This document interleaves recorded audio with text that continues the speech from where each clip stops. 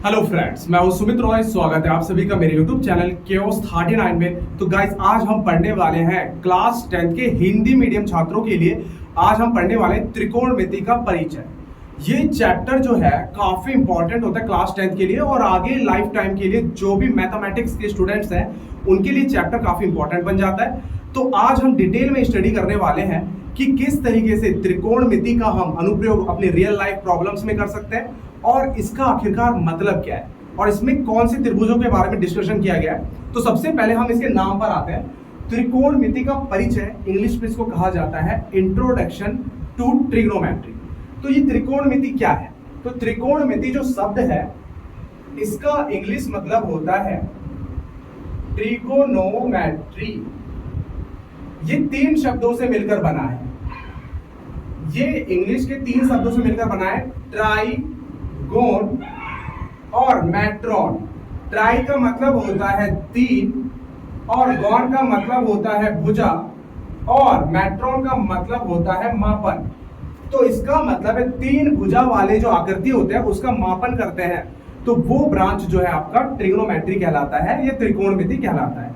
तो त्रिकोणमिति में हम पढ़ने वाले हैं 3 भुजाओं से बनने वाली आकृति का माप हम निकालेंगे कि भाई वो किस प्रकार से माप हम निकाल सकते हैं, किस किस प्रकार से। तो यहाँ पर उस चैप्टर का नाम होता है त्रिकोणमिति। अब इतना तो समझ में आ गया कि 3 भुजा हमें लेनी है, तो मतलब त्रिभुज लेना है। पर एक खास कंडीशन इसमें लगती है कि त्रिभुज भी हमें समकोण लेना होता है। जैसे अगर मैं बात करूंगा तो ये आपका कोई त्रिभुज है, इसमें एक भुजा अगर एक कोण 90 का अगर है तो इसको समकोण कहते हैं। तो अब एक न्यून कोण हम खुद मान लेते हैं थीटा। तो ये समकोण त्रिभुज है। ये मैंने इसलिए लिया है क्योंकि त्रिकोणमिति चैप्टर में समकोण त्रिभुज के बारे में डिस्कशन किया जाता है। तो ये त्रिभुज है, इसमें एक कोण है 90 का और एक कोण हम खुद मान लेंगे न्यून कोण थीटा। इसको कहा जाता है थीटा। अब थीटा के सामने वाला भुजा होता है लंब, इसको एल से प्रदर्शित करेंगे। और 90 के सामने वाला होता है कर्ण, इसको के से प्रदर्शित करेंगे। और थीटा से नीचे लगने वाला होता है आधार, इसको हम ए से प्रदर्शित करेंगे। तो यहां पर अगर आप देखोगे तो के कर्ण, 90 के सामने वाला, थीटा के सामने वाला लंब होता है और थीटा के नीचे वाला आधार होता है। तो अब यहां पर आप कहोगे कि अब मैंने यही कोण क्यों लिया, हमने ये वाला कोण क्यों नहीं लिया थीटा, उसे भी ले सकते हैं। तो अगर हम ये वाला कोण थीटा लेंगे, ये वाला, तो थीटा के सामने ये हो जाएगा लंब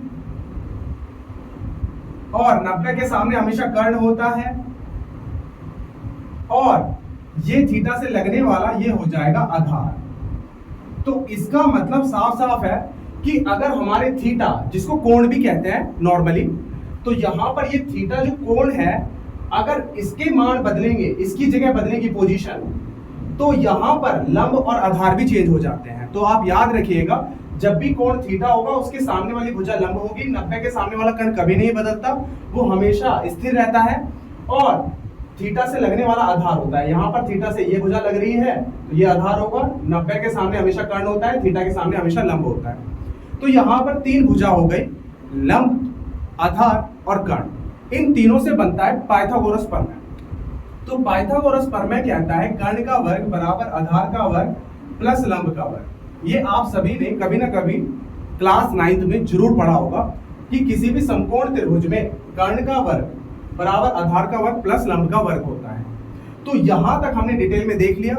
अब हम 6 त्रिकोणमितीय अनुपात के बारे में जानेंगे जो इस चैप्टर का मजबूत कड़ी है और त्रिकोणमिति में बेसिक फाउंडेशन माना जाता है। तो सबसे पहले हम बात करने वाले sine, cos, tan, cosec, cot और सेक के बारे में।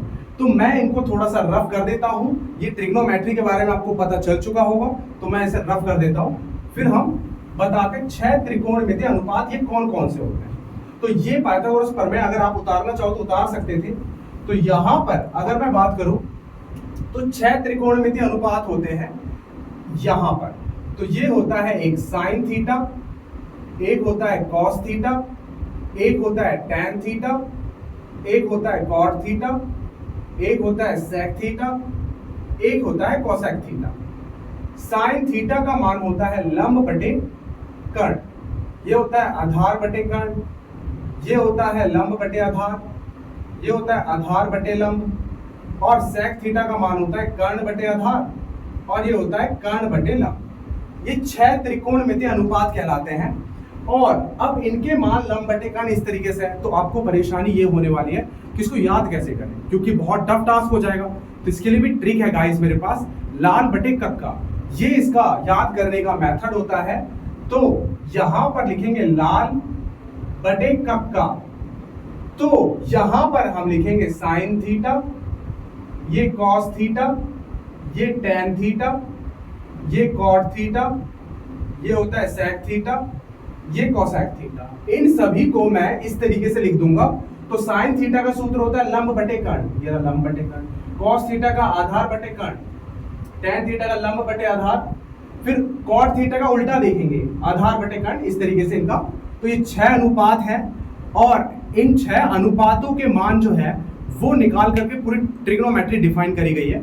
तो यहाँ पर ये 6 मान तो आपको याद रखने हैं। इनका फुल फॉर्म भी होता है, ये तो मैंने शॉर्ट फॉर्म लिखा है, इनका फुल फॉर्म मैं बता देता हूँ। साइन थीटा को हम फुल फॉर्म में साइन थीटा ऐसे लिखते हैं, कॉस थीटा का फुल फॉर्म होता है कोसाइन थीटा, टेन थीटा का फुल फॉर्म होता है टेंजेंट थीटा, कॉट थीटा का फुल फॉर्म होता है कोटेंजेंट थीटा, सेक थीटा का फुल फॉर्म होता है सेकेंड थीटा, कोसेक थीटा का फुल फॉर्म होता है कोसेकेंड थीटा। क्योंकि समय बचाना बहुत जरूरी होता है मैथ्स में, तो यहां पर इनको शॉर्ट फॉर्म में इस तरीके से लिखा जाता है। तो ये आपको याद रखना है हमेशा। तो ये भुजाओं के अनुपात से मैं निकाल सकता हूं। जैसे अगर मैं बात करूंगा इनका क्या मतलब निकल के आता है, तो एक चीज देखिए, मान लीजिए अगर आपसे कोई कहता है ये समकोण त्रिभुज है और ये ABC है, तो यहां पर अगर मैंने आपको ये भुजा दी 4, 3 और 5, तो अगर कोई बच्चा आके पूछेगा सर साइन A का मान बताइए, तो साइन A कोण है इसका, ये थीटा कोण होते हैं, तो साइन A ये रहा कोण, इस कोण की बात कर रहा है, तो इसका मुझे साइन निकालना है। तो साइन का सूत्र होता है लंब बटे कर्ण। अब ये अगर A कोण है तो इसका लंब होगा सामने वाला लंब और 90 के सामने वाला कर्ण। तो यहां पर साइन A का मान आ गया 4/5। तो इस तरीके से मैं बाकी सब मान भी निकाल सकता हूं। तो ये त्रिकोणमितीय अनुपात कहलाते हैं। ये 6 अनुपात हैं। मैंने लाल बटे कक्का आपको लर्निंग ट्रिक भी बता दी, और ये सारी चीजें मैंने आपको बता दिया है।